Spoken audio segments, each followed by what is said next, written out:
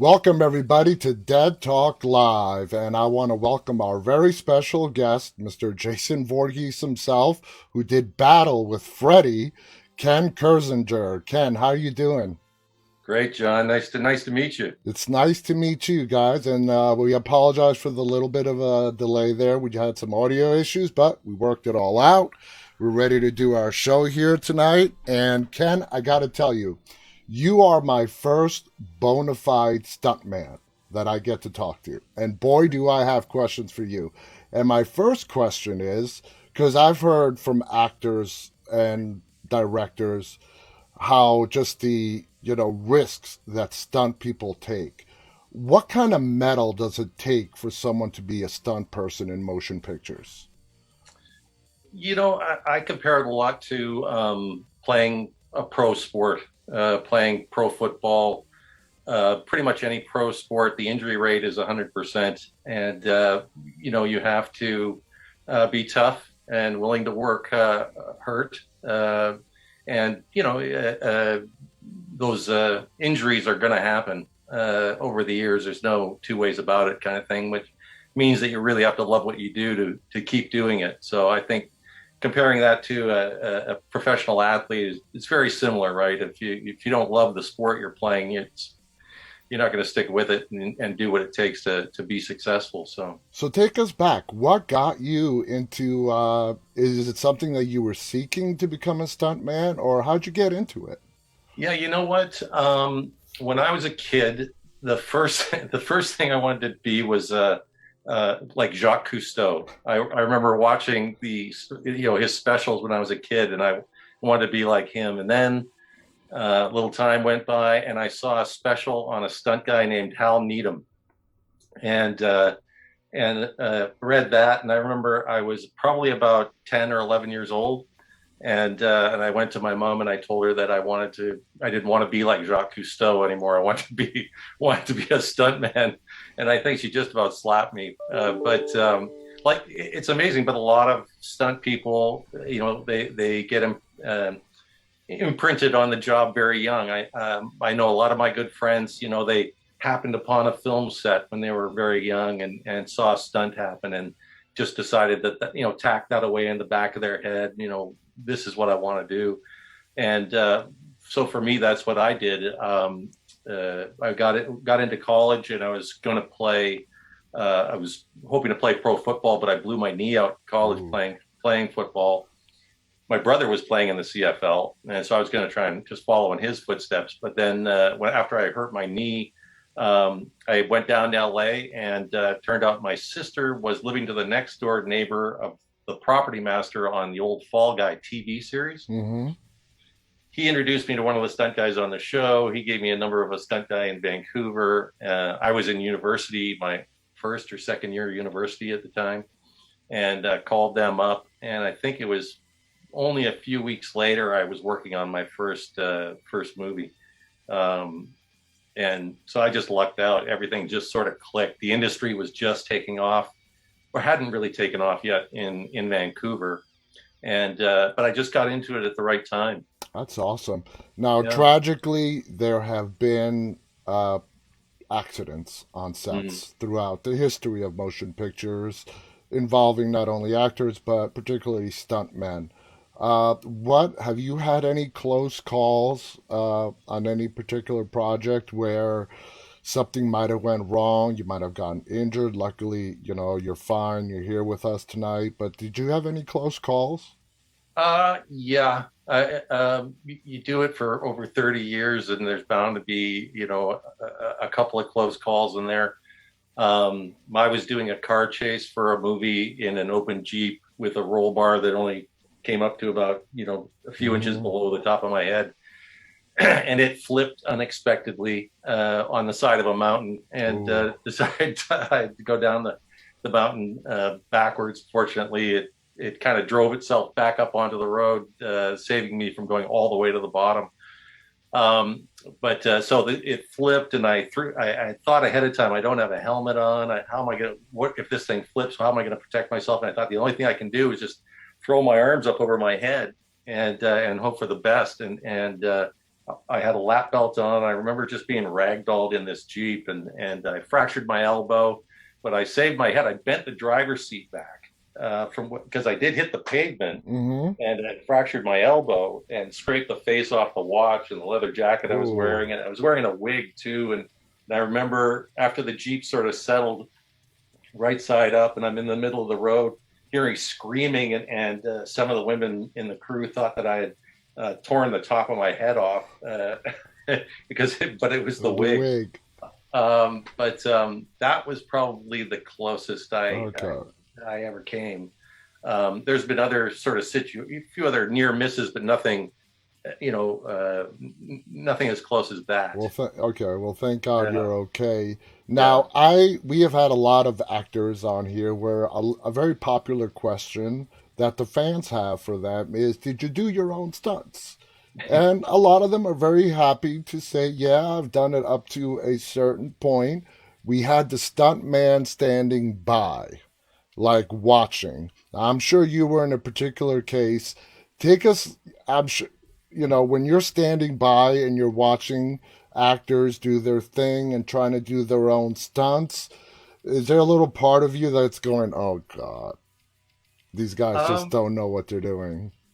I think if I worked with Tom Cruise, I would worry more about that. But I've been fortunate in that the actors I've worked with, I haven't had too many of them that wanted to overstep their ability.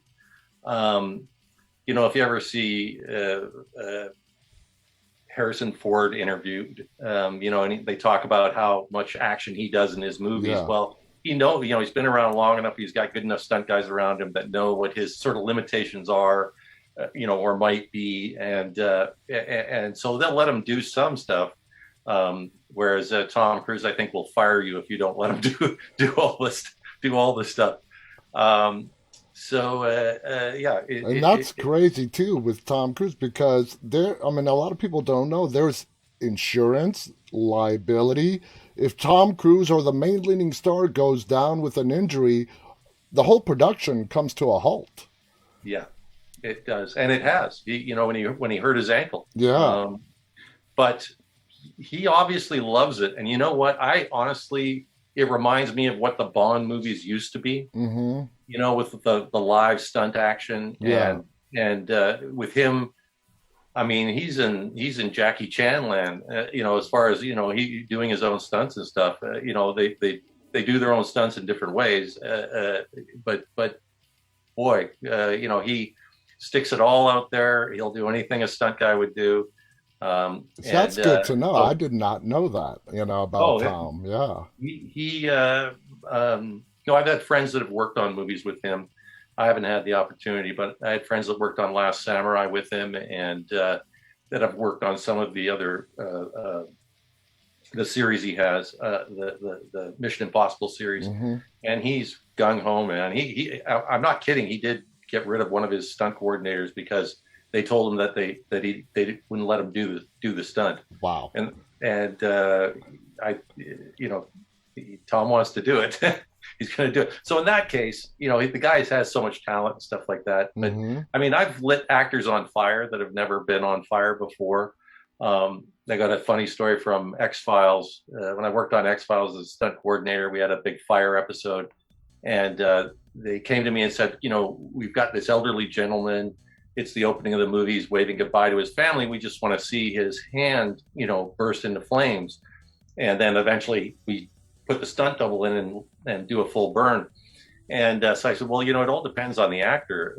Let me talk to him and see, where his mind's at, how comfortable he would be with that. Let me test him, and then if we all agree, then let's do it.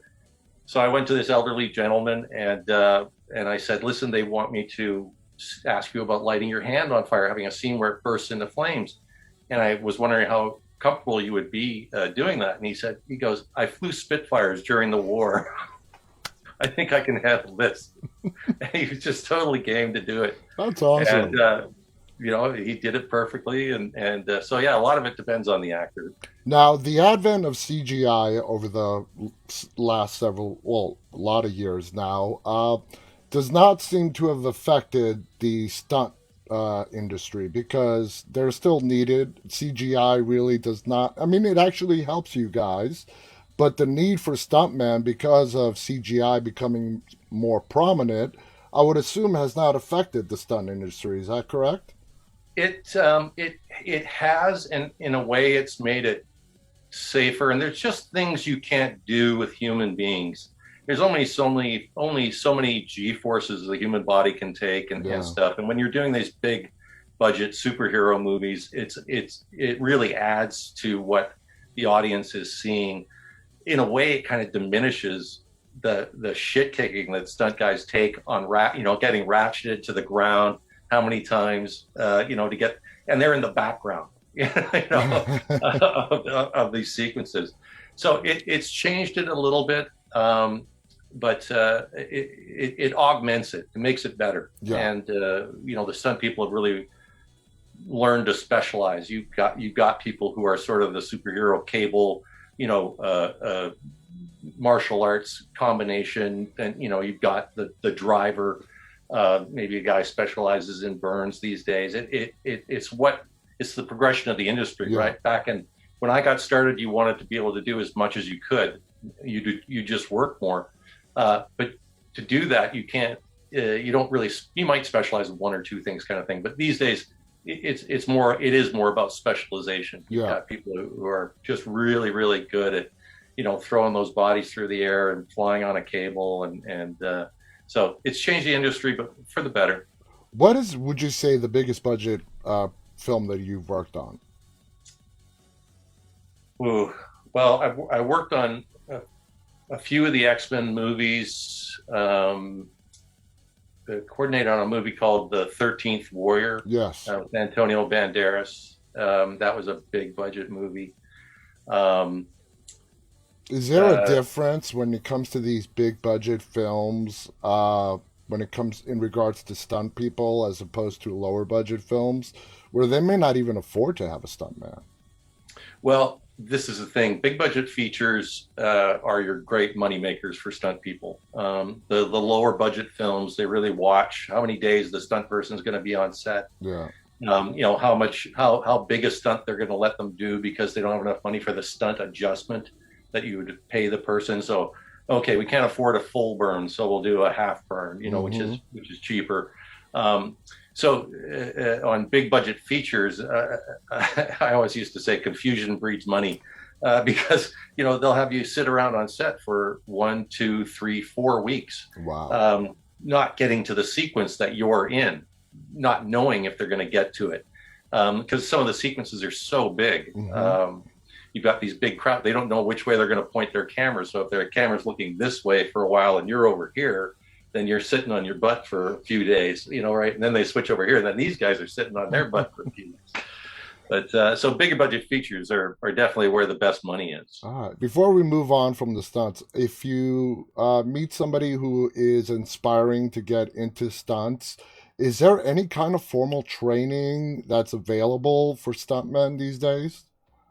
You know what? There used to be a school in Los Angeles. I don't know if it's open anymore, and it seems to me, because I don't really know, there might be a few stunt schools. I think you'd have to look around. I always think the best way to do it is to sort of apprentice under a stuntman. That's sort of what I did. Mm-hmm. I worked with we had, in Vancouver. We used to have a lot of American stuntmen that came up to work on projects, and we didn't really have any Canadian stuntmen, very few, and they weren't. I don't think any of them were working full time when Yeah. I started. Um, we would get hired for the background guys. They're driving the car through a mall and they need people to dive out of the way. But you'd watch and learn what was going on and how they set up their cars, and we go out and practice. There was a couple. It used to be a couple of driving schools that you could go to. I always said I went to the driving school of budget because I think the statute of limitations is up now, but I used to rent budget cars and beat the shit out of them to learn to stunt drive. But that was a long, long, long, long time ago. Wow. Okay, so let's move on now Yeah. to your well known role of playing Jason Voorhees in the back then I mean, this Freddy versus Jason was anticipated for years before it actually came to fruition. So, walk us through how you got picked to play Jason Voorhees, the man behind the infamous hockey mask. It was actually I had worked on Friday the 13th Part 8, Okay. and I was the stunt coordinator, the stunt double for Jason, and the fry cook in that movie. And so when Freddy versus Jason came to Vancouver, they had actually the first phone call I got on Friday the 13th Part 8 was, "Hey Ken, do you want to play Jason and be the stunt coordinator?" And I said, I said I was going to say yes, but then I got another message saying, "Well, the guy that played Jason in the last movie wants to play him again, and they've made a deal with him, so I just need you for the stunt coordinator." So I became the stunt coordinator on that movie. When Freddy versus Jason came to Vancouver, they saw that on my resume and brought me in for Freddy versus Jason as the stunt coordinator. Mm-hmm. And the director was looking for a different body style, a different look. And the producer's looking at me, and he goes, we've been looking for somebody your height and build, and actually the first thing out of my mouth was, "What about Kane Hodder?" And they said, "Well, he's not what they want, but would you audition for Jason?" And I said, "Yeah, sure, I'll audition for it." And so they put me in a little tiny room with a video camera. They read the opening scene of the girl swimming in the lake and had me walk around the room with the mask on. Oh, they did a close up of my eyes to while they read the scene to have me react with my eyes.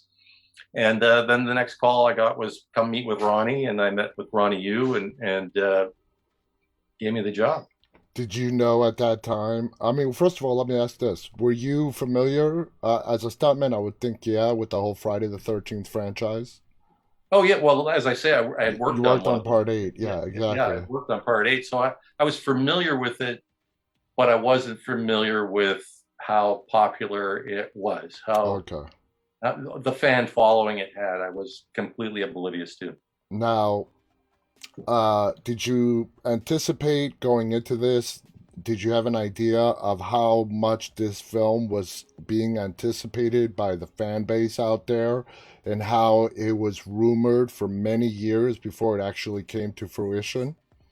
Yeah, I remember watching the movie, the ending of the movie where the claw came out and grabbed the mask.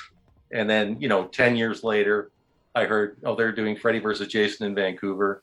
And I get the call for the coordinating job. Oh, this will be cool. I'll coordinating this at my second Friday the 13th movie.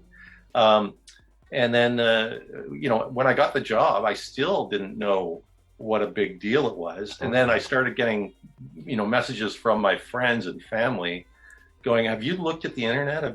This is like blowing up that, they've cast you as Jason." Then I started to get an idea. Then Robert and I were doing a promotional thing in San Diego, I think, just before San Diego Comic-Con. And we were at a little radio station, and when we came out, there was like 20 people waiting for us, all Mm-hmm. screaming. It was then we knew for sure that it was a big deal. Well, Robert always did, I think, but I looked at Robert and I said, wouldn't this be cool if this came out like #1 in the box office? And and we hit #1 for 2 weekends in a row. So Exactly. I yeah. remember. I remember like it was yesterday, the anticipation before the film when it was announced and then actually watching the film.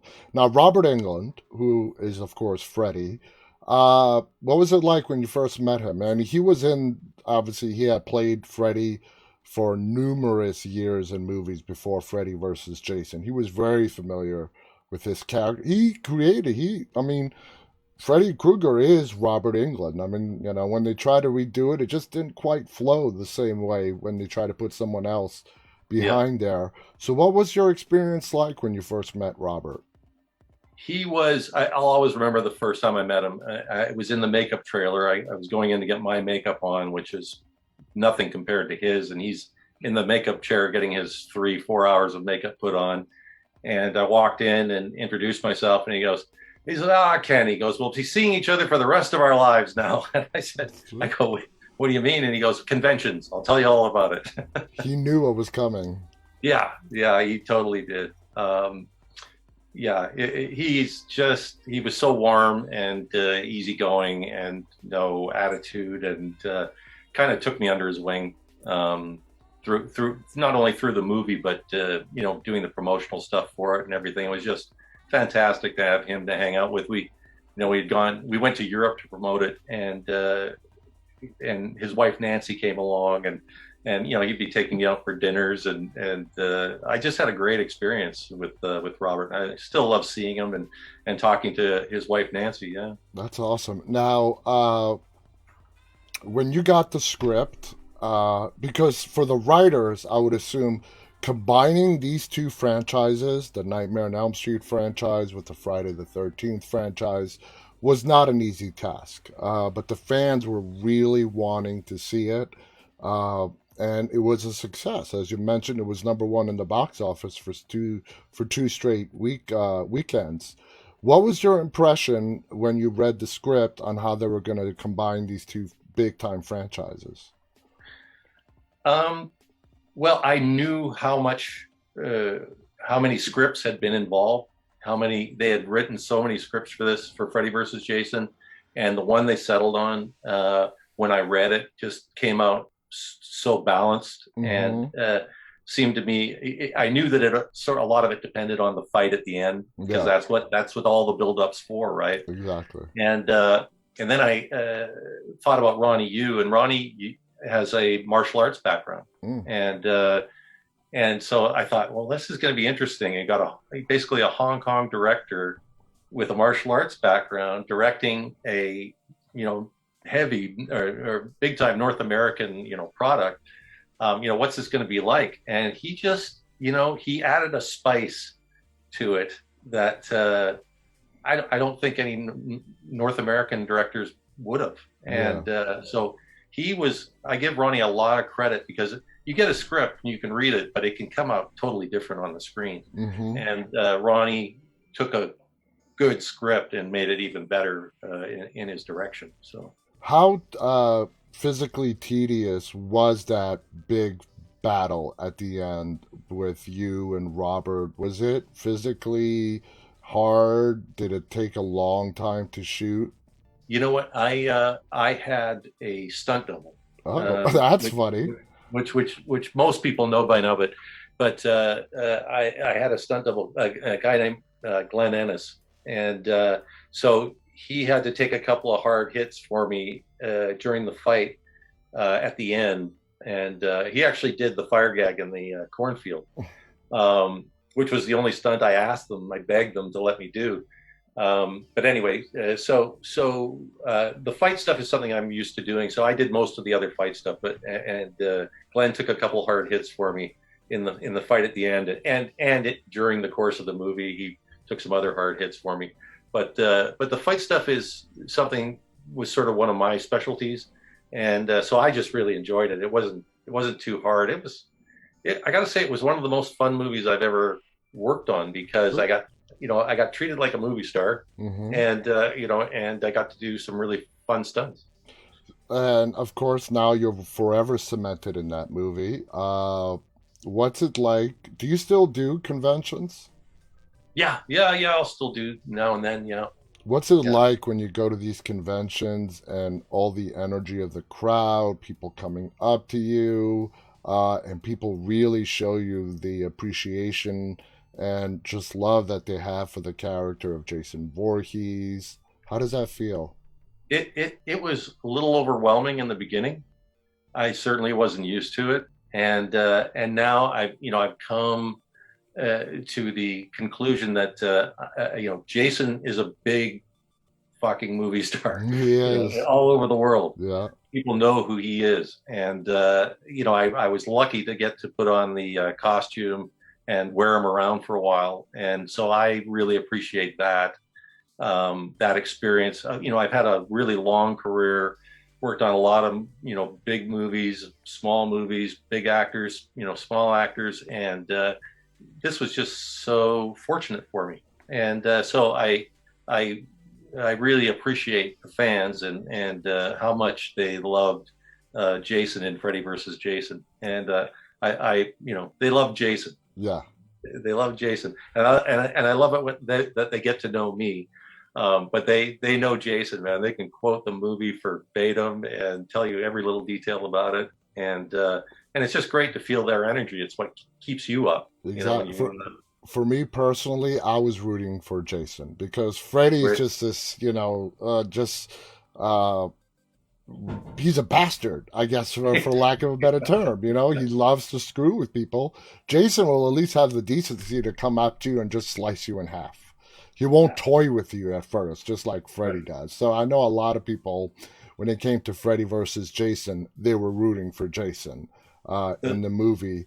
Uh, so, when it comes to being a stuntman and acting, where does your passion lie? I'm assuming stunts, but how does acting fit into your career? And where place well, does it hold for you? well, I sort of retired basically from stunt work. I don't do stunt work anymore, and I put in over 30 years on film sets, and if film set hours are minimum 12-hour days. Mm-hmm. So I'm working a day and a half for. So that means that I actually worked with about 45 years, in those 30, and so I've retired from stunt work. The acting is something that I still audition, get the odd role here and there, and I've started writing scripts sort of in my retirement, which I enjoy writing a variety of different, horror, action, that kind of stuff. But the acting is a great. It's like a new challenge for me.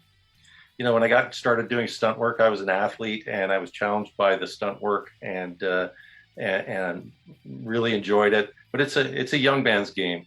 Yeah, You get beat up. I certainly did. You get your injuries over the years and they add up. And so the acting is just another step, in my evolution. exactly. For now, you mentioned writing, which I actually did have a question in regards to writing. As your career progresses, I was going to ask you, do you have any other ambitions, maybe behind the camera, writing? So tell us more about the writing. Yeah, it's funny having read so many scripts over the years and worked on so many movies. You pick up some stuff. When you read scripts, it's innately clear what it seems to be missing and stuff. But I also found that you really need to study the art. You've got to read the books, you got to listen to the pros, um, build it into yourself, because then the more you learn, the more you can sort of free flow your imagination. Because there's two types of writers too, right? There's the ones who plot everything out ahead of time and then they write their script. And Mm-hmm. then you've got the ones who they don't write a note. They just sit down and they start writing a script. The ones that can do that, have learned all the rules, all the finer details. And so it's just built right in and they can let their imagination go and enjoy the writing process, because it's an adventure for them too, right? Yeah. Wouldn't it be cool if this happened? So the writing is something, it's like anything else. You got to put the time in and study it, put it out there, embarrass yourself, get other people to read it other than your family, and pros can be really hard on you, Yeah. but that's a good coach is hard on you too. So Exactly. It's yeah. it's constructive criticism.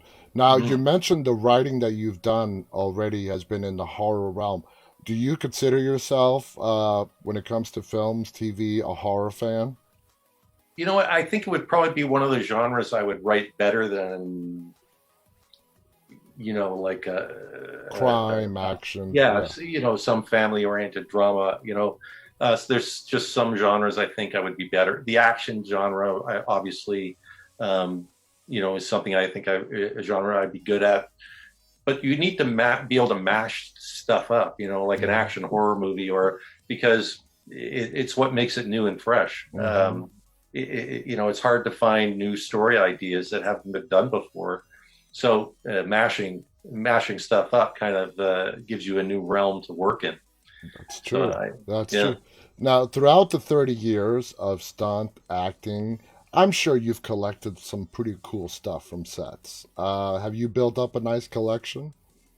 You know what? I have a few things. I have what I call my memory trunk, and which is an old trunk, and it's got sports stuff in there from when I played sports, and it's got stunt stuff in there. I uh, maybe I worked on an episode of Gunsmoke or a movie version of Gunsmoke Mm-hmm. called Gunsmoke Return to Dodge. Now I used to watch that TV series when I was a kid growing up, and in the first TV movie version, I got cast as a character called Potts. So I took one of the 45 shells from my gun belt, and I kept that, and I did a Davy Crockett TV series, and I did the pilot, and I got hurt twice on the same day, and I ended up with one of the hats, with one of the coonskin hats. So there are things that probably mean more to me than other people. I from Freddy versus Jason, I got one of the stunt machetes, Oh, that's and nice. yeah, that's the prize. And then the fellow who made the masks for the movie. When I started, I said, "Man," and I didn't know what they were worth. I said, "You got to get me one of them." We had several masks. I said, "I got to have one of the masks from the movie as a souvenir." Oh yeah, okay, no problem. And then he found out and I didn't know what they were worth, what they would be worth. And so he goes, "Listen, I can't give you one of these. Other producers or have spoken for them."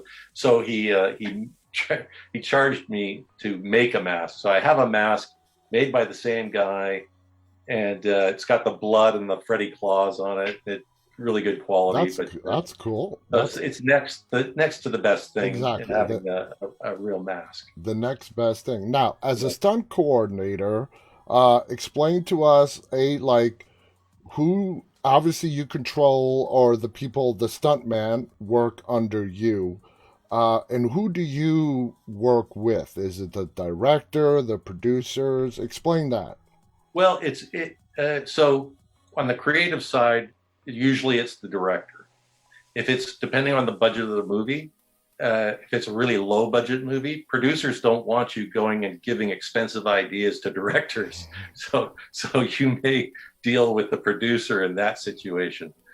For big budget features or bigger budget features, you're usually dealing with the director and the actors. You can consult them as well and see what they're comfortable with and everything. But the director is the person whose idea you're trying to bring to life, and so they're usually the most important person to speak to and get a feel for, and just know what it is that they want to see, so that they get it on the day and they're happy. Gotcha, gotcha. And as a stunt coordinator, is it safe to assume that the safety of the stuntman working under their safety is your responsibility? Yeah, it can be very heavy responsibility sometimes. You're in situations where you're on a fine line. How hard am I going to pull this guy into the wall? I know what the director wants to see, but what physically can this person take? That can vary on the size of the person, right? A smaller person Yeah, hits with less force than a bigger person. But no, that's a very serious responsibility of stunt coordinators. Is this not only the safety of the stunt people, but the safety of the set. mm-hmm. So the car chase doesn't go flying through the camera and wipe out a film crew. And there's been situations where that's things like that have happened. So stunts are accidents waiting to happen. Exactly, Stunts. exactly. Everybody always asks me what's the most dangerous stunt, and I always say it's the one that goes wrong. Yeah, yeah, You're not supposed to get your head caved in, no. doing a ratchet, but if you miss the pads, or there's the pressure builds up in the ratchet too much and the meter reads wrong, things can happen. Now, without naming any specific projects or people, did you and any director producer have a hard time coming to an agreement with you saying, you know what, this is just not safe, it's not gonna work out with these stunt people, and maybe the director producer was trying to say, well, can you try to make this work, make it work? Do you ever feel pressured like that? Again, not naming any projects or names. Yeah, no, definitely. if your career is long enough, somebody's going to put pressure on you to, try and save money, try and save time, which is money. Push the safety factor because they can't afford, maybe that extra person or whatever. And that's the judgment call that a stunt coordinator has to make, and you can be criminally liable. Yeah. So a lot of thought goes into that, and we still have accidents in the Oh, yeah. business where people get killed and severely injured, and that's unfortunately the nature of the beast. It's gotten safer, it's gotten better, but stunt work is, like I say, the injury rate is 100%. Mm-hmm. If you play pro football, you're gonna get hurt. In stunt work, it could be a helicopter crash. It can be things that you don't think of. Now, stuntman, do they also, for the majority of the time, do stand-ins as well, like doubles, body doubles for actors? Well, we have stunt doubles, right? And they double the actors physically and in movement. So they should be about the right size for the actor and be able to do the movements that are required, and to mimic, not just be able to do the movements, but to mimic the actor Yeah. as they would do uh, the stunt. So how would they run? How would they fall? How would they walk? Um, So the stunt doubles are really important to help sell, the seamlessness of the action. The story, exactly. Now, Yeah. there's a story that circulated for a long time that you went to your dentist in the full Jason getup. Is that true or not? Yeah, no, that's a true story. So the only day that I'm in full makeup, because usually it's like a diver's balaclava, you pull it on and the face is clear. They just put a little black paint around the eyes and stuff like that. So the only scene where you see Jason's face is in the van when Kelly Rowland lifts the mask up to give Jason mouth to mouth, Uh huh.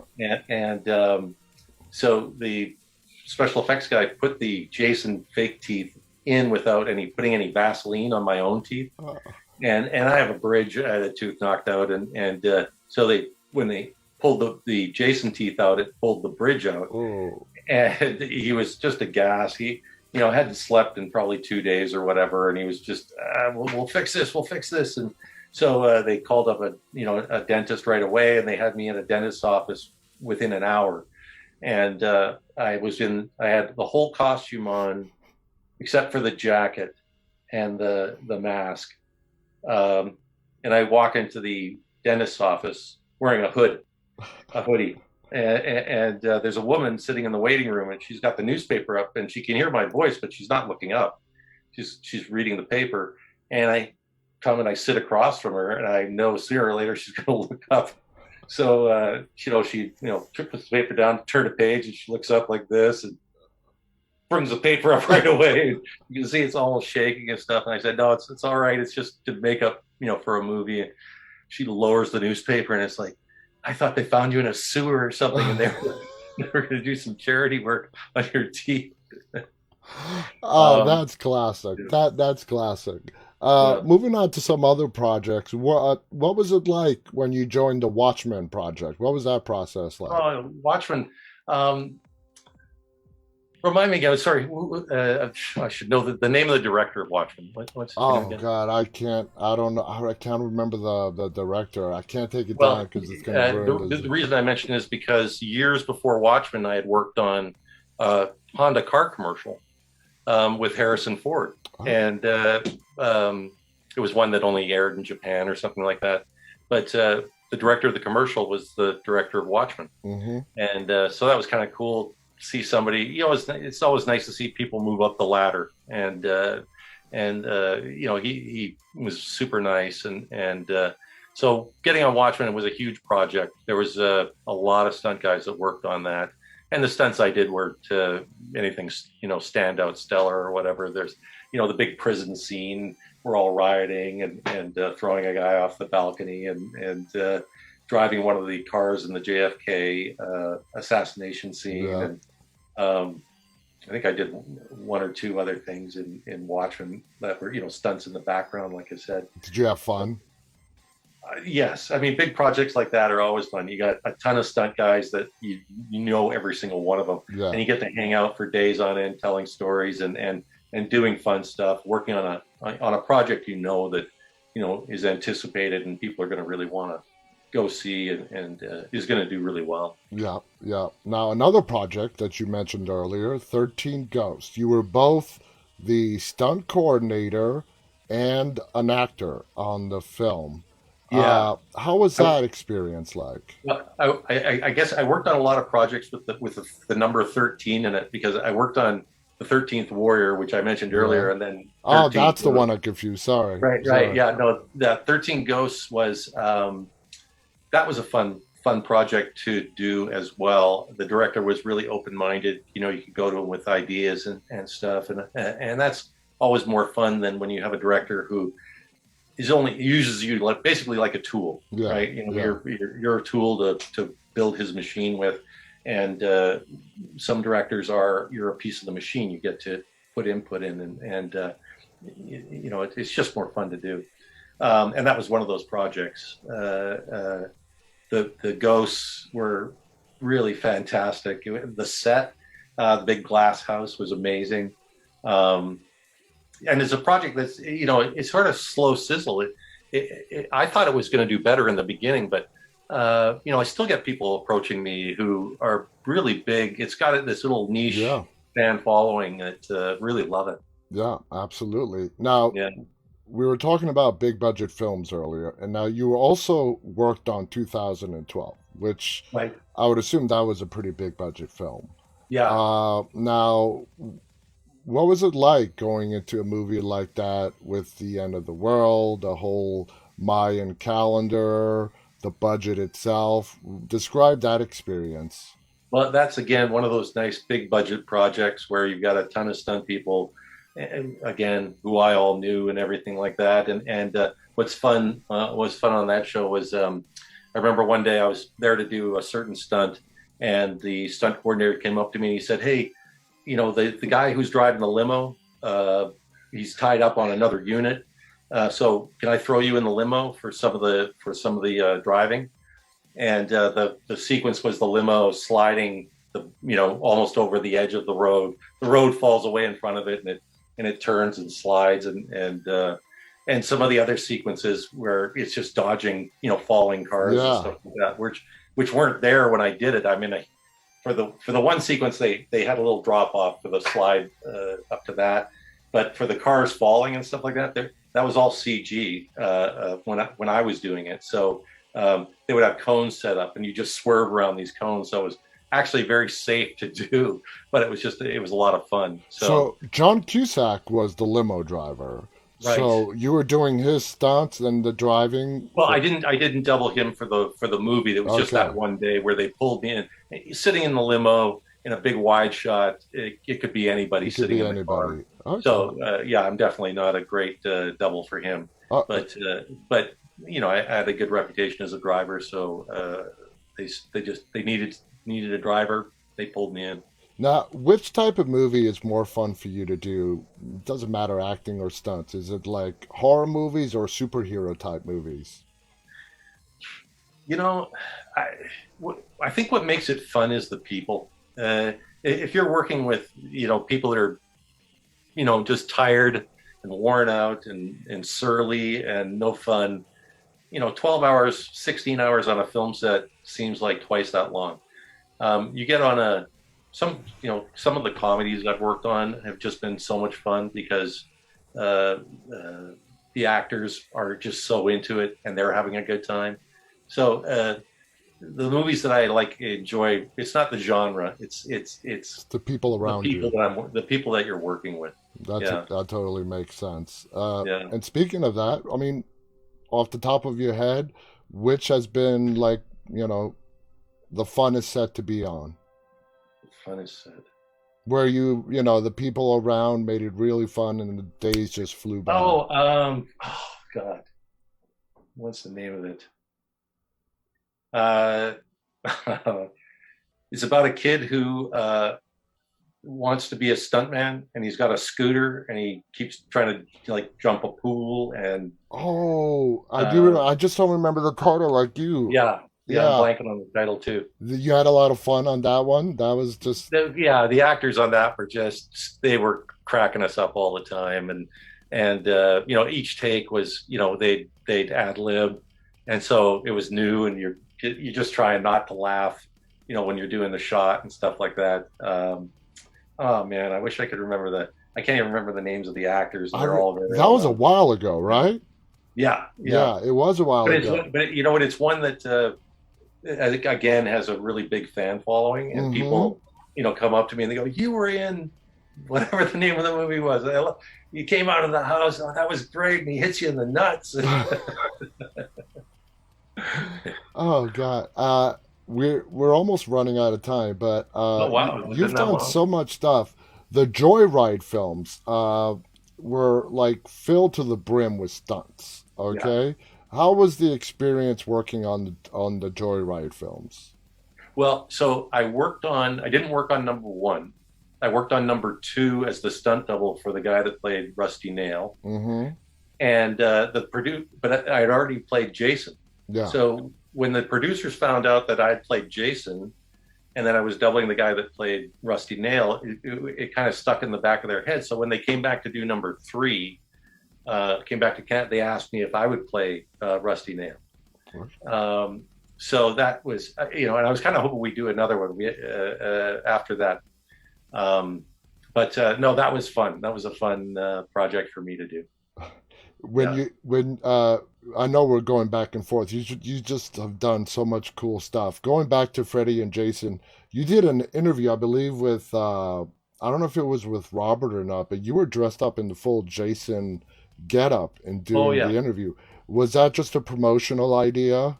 Yes. I think that was part of we did a promotional thing in Las Vegas where they introduced us like two fighters. Yeah. And then after that, we did a press.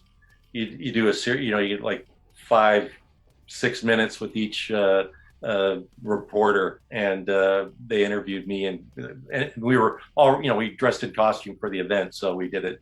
We did the interviews in costume and sort of in character as well. That's so cool. Yeah, Now, yeah, we all know that there was really no end to the Freddy versus Jason battle. I know yeah. you're probably kind of a biased person to ask, but in your opinion, who do you think came out on top? Well, I always say I won by a head.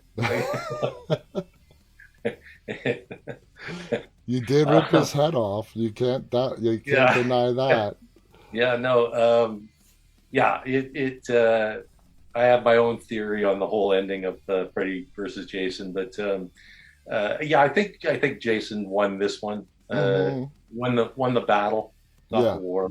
The not war the, will go on. the war will go on, and I would not Yeah, be surprised if yeah. somewhere along the line somebody renews this battle again. I got to Oh, tell you, I got to tell you something I found out not too long ago. But one of my family members, I guess, was on YouTube, and I'm apparently one of the top 10 or 15 werewolves in movies of all time as well. that is pretty cool. Yeah, I did a movie called Bad Moon Hmm. with Mariel Hemingway, Yeah. where I was in this god awful werewolf, full prosthetic costume, and that was like the worst job I ever had working on a movie. I forget how many days I did in this full suit, Oh, but it was just the worst. Well, animatronic head. The whole suit weighed about like 85 pounds or something like that, oh, and jeez. I was in it. I didn't have to drink water. You just sweat everything out. Oh, I mean, God. I had to drink. I didn't have. I never had to pee because I always just sweated everything out. I remember being in that suit for just hours and hours. Wow. I bet was it like in the middle of the summertime too? Oh yeah, Of course. Of course, right? It always yeah, has to be in the middle of the yeah. summertime. Luckily, the summers aren't too hot here in Vancouver. Now, you mentioned the X Files earlier as well. One of my favorite shows from the 90s. Hands down. I love the X Files. Were you a fan of the show while you were doing it? You know what? I was. I really enjoyed it. I was a bit. I'm a bit of a UFO nut. Mm-hmm. Always was, and this was. X Files wasn't supposed to do very well, but the timing of it.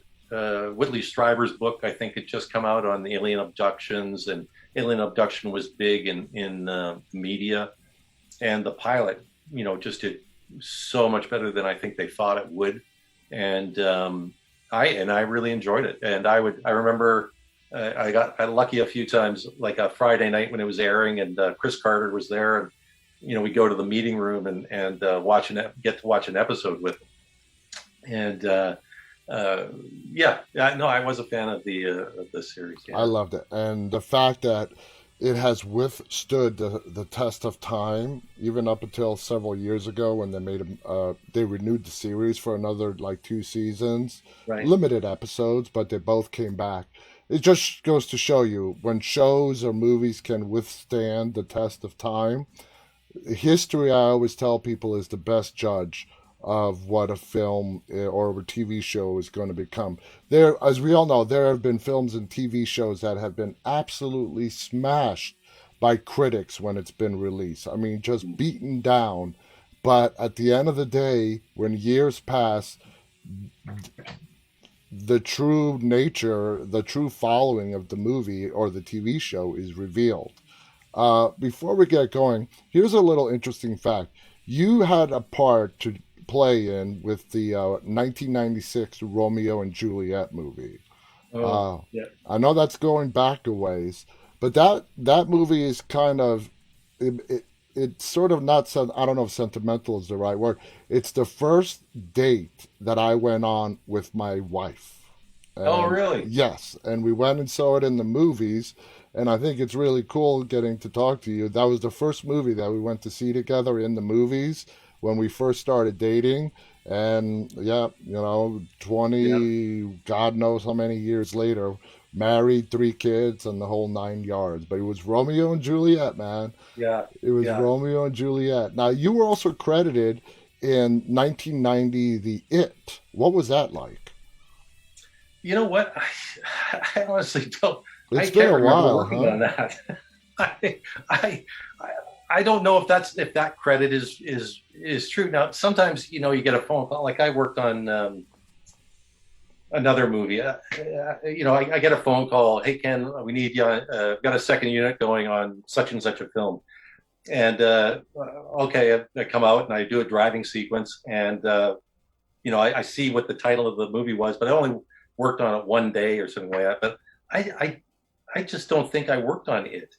Oh, I don't okay. think I Well, did. we all know IMDb or stuff like that. It's Yeah, not the most trustworthy site. right. They try to be as accurate as possible, Yes, but yeah, yeah. according to your recollection, what was your first professional stunt performance? Oh, I know exactly which one. It was Superman 3. That's right. Okay, now Yeah. Superman 3, that's the one with the that's the one where Superman encounters that rock and it turns him into a bad version of himself. Is that the one, or is that Superman 4? I keep forgetting it. It's so Superman 3 was the one with oh, sorry, what's the comedian's name? Uh I I have it right there on the tip of my tongue, yeah, but doing that, having that be your first stunt movie, big franchise, big movies. yeah. Uh, I mean, it being your debut, professional debut. What did you think about that? Well, that was I mean, working on a big feature film for your first stunt credit. I mean, it was a great opportunity for one thing. But it boggles the mind. With the first time you walk on a big budget film set, Mm-hmm. we were doing the chemical refinery disaster sequence in the movie. So we were at this oil refinery that they had built, and I just remember walking on the set and going, "This is an army of people. It is it's a small community, all coming together, to make this movie." And I loved it. I loved being on set. I loved doing the stunt work, and it was a great first credit. I actually ended up doubling Christopher Reeves a couple times over the years, Yes. um, and they actually mentioned it to me on set. They said, you would make a pretty good double for him if we come back here to do the next one. We'd like to talk to you about it. They didn't come back to Canada to do the next one. They did it in in England, I think. And anyway, didn't get the opportunity to put on the Superman outfit. But That I have a picture of me when the first time I went to L.A. There's a picture of Christopher Reeves in the phone booth in the Wax Museum there, oh and wow. and I've got a picture of me when I was like 21 years old, standing beside Christopher Reeves' wax dummy, and then years later they put one in of Jason, Oh and so I God. got to go back to the Wax Museum and with Robert, and we opened the Freddy versus Jason display together there. That's So awesome. That is so yeah, cool. And the comedian, the people have chimed in. It was I totally forgot, but it was Richard Pryor. Richard Pryor, of course. Richard Pryor. Yeah, I remember the movie now. Richard Pryor played some kind of a computer genius that was Wiz. Yeah. recruited by some really bad people because they wanted to use his talents to somehow destroy the Earth. It's been a long time since I've seen Superman 3, Yeah. but I definitely enjoyed it. And I remember Richard Pryor. Richard Pryor, I mean, he's a legend, Oh, uh, yeah. absolute legend.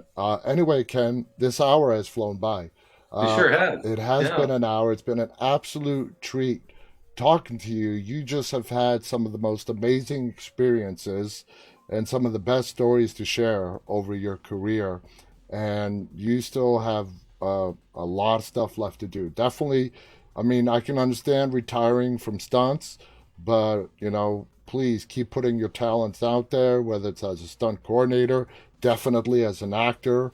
And I really hope the writing thing takes off for you. I Well, really thanks do. very much. Yeah, I'm I'll really be enjoying that. Yeah. I I've would enjoyed this too. It's very nice meeting you. it was an absolute pleasure. Guys, thank you so much for tuning in tonight.